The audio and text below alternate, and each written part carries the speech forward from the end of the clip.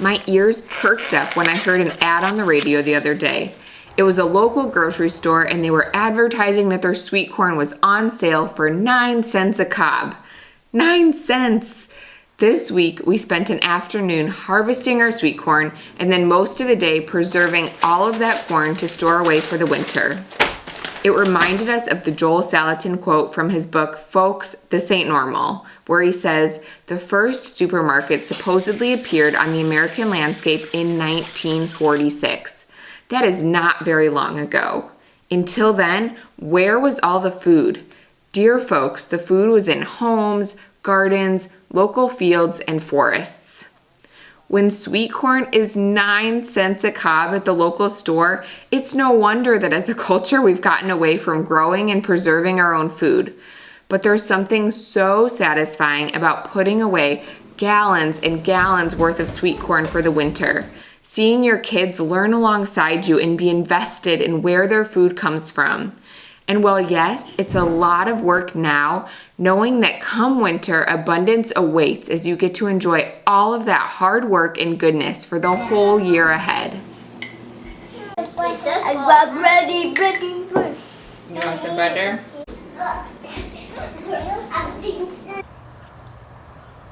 We talked in our last video about how harvesting has been something that we are doing daily right now. And that's still the case with especially tomatoes, canning a batch of tomato sauce every other day or so. But for most of the other things that we grow, we typically set aside a half or whole day for harvesting everything at once and then preserving as needed.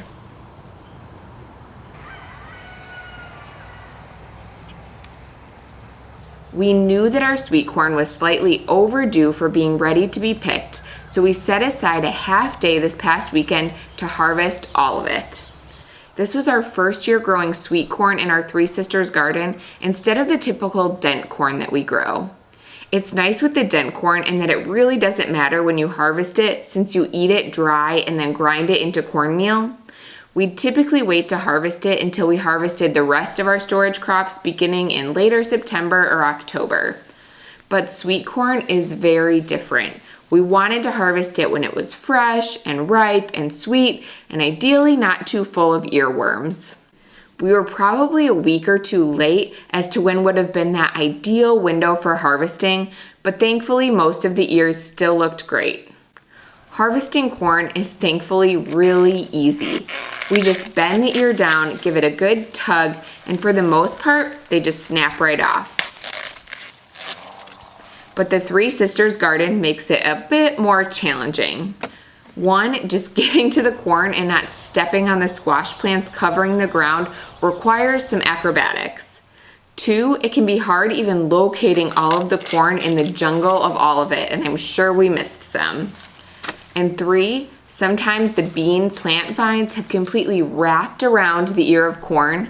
And in cases like that, we found it helpful to keep a pair of loppers nearby and we just snip the stem of the corn and then kind of slide it right out to not disturb the bean plants. Plus, the mosquito population has exploded with some recent rains and we were getting swarmed, so we were racing to get in and out as quickly as possible without getting eaten alive. We filled 6 bins total with corn, and we didn't count, but we're thinking that was roughly 200 ears of sweet corn. We only had time to harvest the corn today, so we brought the bins down to our basement and would get to preserving all of it as soon as we were able. We've learned with homesteading to plan our days loosely because things come up out of the blue and there's always plenty of off-the-homestead activities to balance in there as well. After getting all of the corn in, we then spent a day at a Cubs game celebrating my parents' anniversary. Then we had some septic issues that needed immediate attention. Then we had to deal with our chickens. The day before, when I went to check on our chickens in the evening, I found our beloved rooster, Greatheart, which our kids actually named him after a character from the book The Little Pilgrim's Progress that we read as a family a few years ago, and it's because of the way that he sweetly protects all of the hens from our flock. And I found him in the corner of our coop looking pretty mangled and distraught. and picking him up, I noticed that he had an open wound on the bottom of his foot, and outside of the coop, I found one of his massive talons or claws lying on the ground that must have gotten ripped out. It didn't take me long to realize what had happened here, but in the spring, we had gotten 30 Easter egger chicks, all of which were supposed to be hens, but lo and behold, 8 or so of them ended up being roosters. And we had seen some signs of aggression lately as they would band together, and we knew that we'd need to get rid of them soon. But unfortunately, in the meanwhile, they got the best of Greatheart and clearly did some damage in a skirmish they had. So I separated Greatheart from the rest of the flock in a dog crate right away so that they wouldn't get to him anymore, and we knew the next day we'd need to round up the roosters and get them out of here.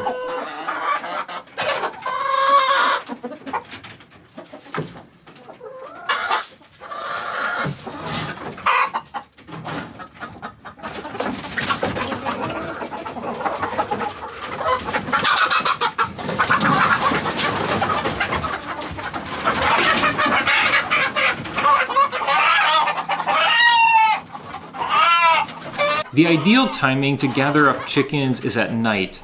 They're pretty subdued then, and it puts a lot less stress on them. But since we didn't get back until pretty late the previous night, I really just needed to go out there in the morning and gather up the roosters. Plus, I was planning to move the coop that morning, so I needed to keep them all closed up in the coop anyways.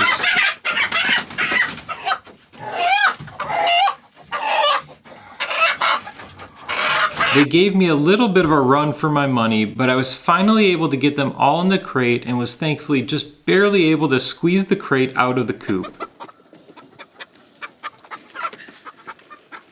In addition to the roosters, we decided to cull off one of our hens for now too, who was kind of an older hen and just hadn't been doing great for a while.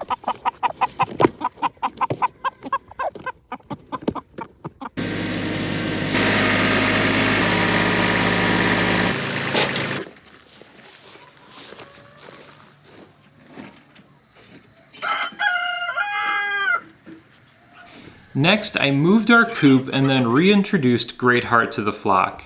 You can tell he's having a hard time walking and getting around right now and seeming somewhat defeated, but he was the top rooster prior, so we're hoping he'll recover and things will get back to normal soon enough. We did end up keeping one Easter egger rooster that the kids kind of grew fond of. He's white with some brown stripes on his wings, and they named him Arthum. For any of you Wing Feather Saga fans out there, we just started on book 4. Time is always our most valuable resource, but with harvest season kicking into gear and baby number 5's due date less than a month out, we're feeling that all the more right now. Yes, we process all of our own meat chickens every year, and we could definitely have butchered these ones ourselves, but we'd probably be talking another half day to round up all the equipment, set everything up, do the processing, and then the cleanup, and we knew that that just wasn't the most valuable use of our time right now. For these smaller processing instances, we have a local butcher shop that's about 20 minutes away and takes walk-ins. I literally drive in, unload my crate of birds, they tell me 10 minutes, it's $5 a bird, and we've got some nice whole stew birds for the freezer back home. This is one of those good reminders in homesteading for us that we don't have to do it all. It's okay to get help and spend dollars along the way. And having these sorts of options are such a blessing to us in this season to have one less thing on our plate.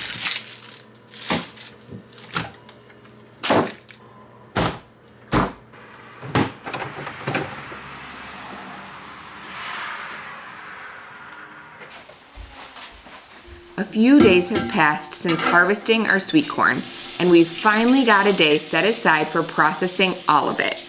Because this was our first time growing sweet corn, I honestly wasn't sure the best route to go for preserving. I was thinking that I'd pressure can it, but after posting a quick story on Instagram asking what method people preferred, the consensus was far and away to freeze the corn in order to preserve the best taste and texture. I was hesitant to freeze because the blanching process seemed like it would be tedious, but that ended up being the fastest part of the whole process. Okay, who's ready to set up our corn shucking operation? Here we go.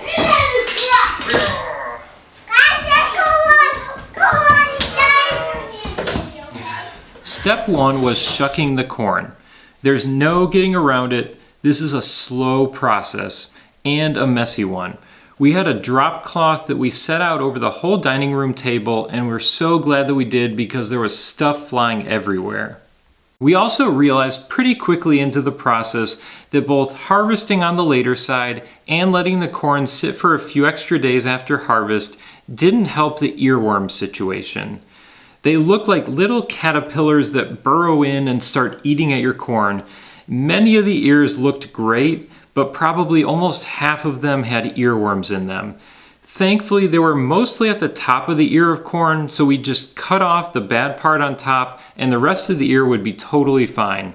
There were thankfully only a few that we found that were just too far gone and needed to be tossed along the way. We're almost there, guys. Oh, this is the top. Snip.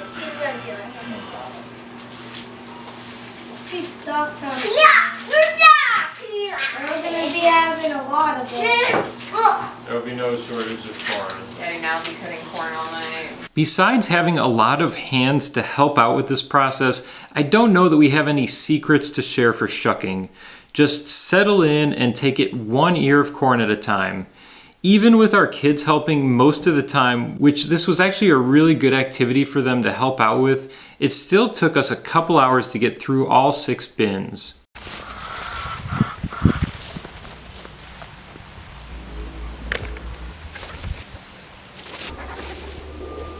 I think the ones that enjoyed the shucking process the most were our chickens. We used 5-gallon buckets to collect up all the husks and other scraps of corn along the way, not to mention a bunch of the earworms. And I just went and dumped all that out for our chickens, and they had a field day scavenging through the pile and picking out a lot of tasty treats.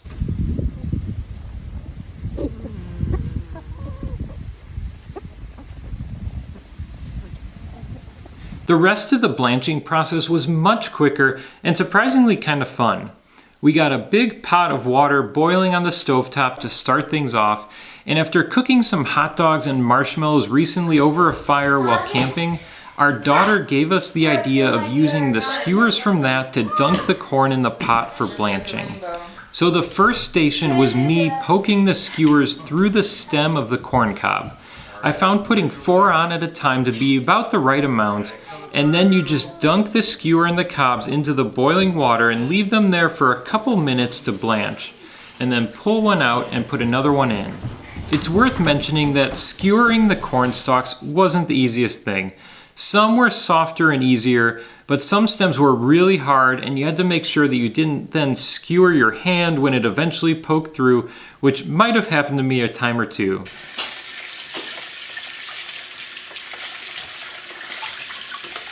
The next station was then cooling down the corn, which our daughter enjoyed running that one. It's probably most ideal to set up an ice bath for this, but we didn't have ice, so we just put a large bowl of cold water in the sink and ran as cold a water as possible over the corn for a bit to cool it down. After that, all the corn got stacked up and awaited the slicing station where we'd slice all the corn off the cob. We were just using a small sharp paring knife for doing this, which worked fine, but someone mentioned along the way that they use an electric knife, and I could see where that would make this process go way quicker.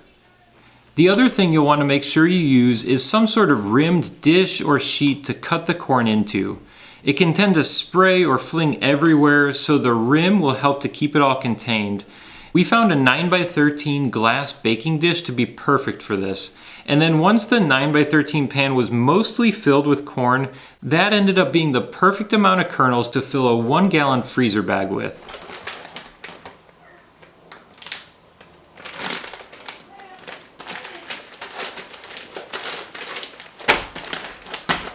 The blanching and cutting still took a couple more hours to wrap up, but it moved along nicely and wasn't as tedious as the shucking was. In total, we ended up with 9-gallon-sized freezer bags of sweet corn, which should be plenty to keep us stocked in corn all winter long.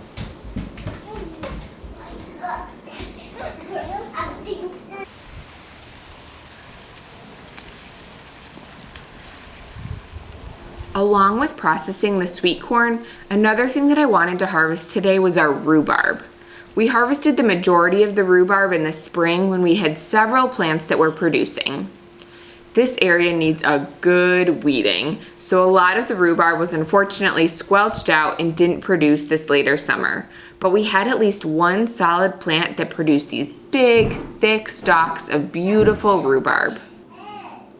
I also preserve rhubarb by freezing it. I just slice it and place it on a rimmed cookie sheet lined with parchment paper or a silicone baking mat underneath it and flash freeze it. Then once it's frozen, I put it into quart-sized freezer bags. A few of my favorite ways to use rhubarb are in our baked oatmeal or adding it to berry sauces that I'll make with frozen berries throughout the winter. Or another one that we love is rhubarb barbecue sauce. I actually put a beef brisket in the slow cooker this morning to have for dinner today. I can't sing the praises of slow cooking enough and how helpful it is and how often I rely on it to have nutritious and delicious meals ready to go on these full days. I wanted to make some barbecue sauce to go with the brisket, so I set aside a couple stalks of rhubarb to add to the tomato sauce, apple cider vinegar, maple syrup, Worcestershire sauce, garlic powder, and mustard. I'll share the exact recipe below for our homemade rhubarb barbecue sauce, but this is another one of those things that it's really easy to make and super flexible with pantry staples that you already have. And it's so much better for you than the store-bought barbecue sauces filled with tons of sugar and often corn syrup. I just simmer it all together and then use an immersion blender to blend in the rhubarb to make a nice, thick and creamy barbecue sauce.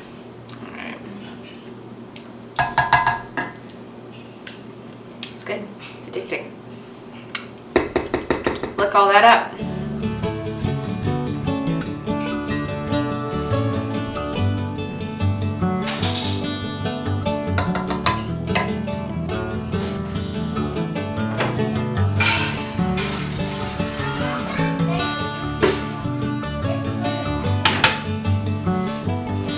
With all of the corn that we were processing, I knew I wanted to have something with corn to have alongside the barbecue brisket for dinner.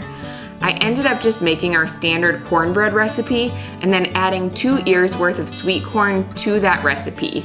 It was really good with the fresh sweet corn in there. Mommy, how much do you guys want?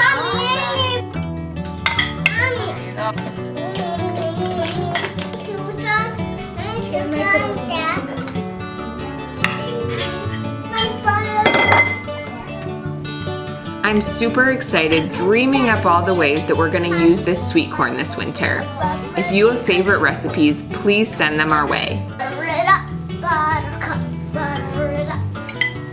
We ended the night by finishing cutting all of the corn off the cobs and bagging it up after our kids went to bed.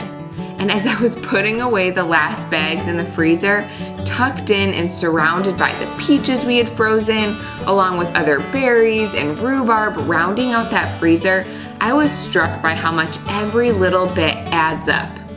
The whole freezer was packed with nutritious, homegrown food that would feed our family this winter.